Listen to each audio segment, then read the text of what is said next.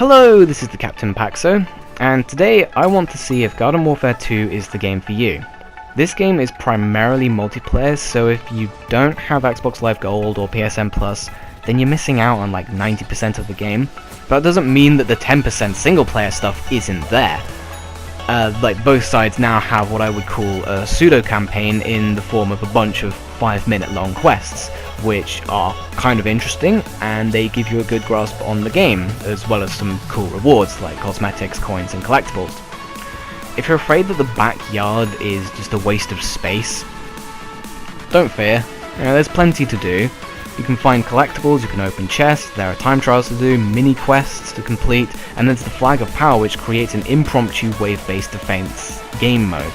That's a tongue twister. And that's just ignoring the near limitless replay value of multiplayer. And I say near limitless because it is near limitless. 7 classes aside, which means that there are 14 in total, with 6 of them having 5 variants, and the rest having 10. Each fight plays differently depending on the class and variant. The Chomp Thing variant plays differently from the Count Chompula variant, and a fight against a scientist will play out differently from a fight against a foot soldier.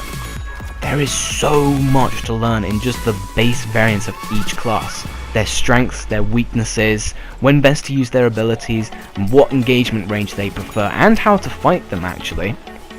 You'll never stop learning in this game as long as you have the right mindset to do so. The game modes might be kind of simple and they might not be a lot to choose from, but they work. They offer consistency. You have your standard TDM, Kill Confirmed, and Domination. But then you also have Gnome Bomb, which is kind of like Obliteration from Battlefield 4, and then you have Turf Takeover, which is kind of like Rush from Battlefield 4, but actually I think a better comparison would be Invasion from Halo Reach if you've ever played that.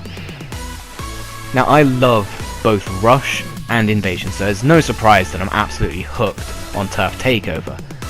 But I also enjoy a little bit of Suburbanation from time to time, which is the Domination clone, but I never would have known that had I not played, or had I not had a certain challenge from the bi-daily challenges that you get.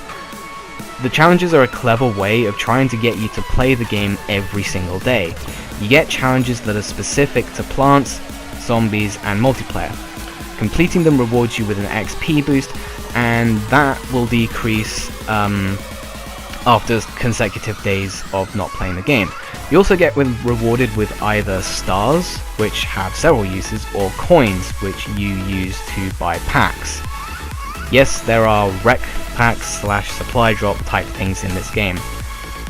And yes, you can spend real life money on this, but no, this is not pay to win. The character variants are not usually definitively better than the standard variant. They're just different. And it's not as if they can get stuff that you can't if you don't spend real money, and honestly anyone who spends real money on coins in this game is just kinda stupid. But that'll be for a future commentary. But anyway, challenges. They incentivize you to play differently to how you normally do by giving you character or game mode specific quests to complete. Like I said, I wouldn't have played Suburbanation if it wasn't for a quest. There are also epic quests which give you massive rewards when you complete them. I should note that because this game has a high skill gap, if you're a good player, you'll do consistently well in both the KD department and the score per minute department.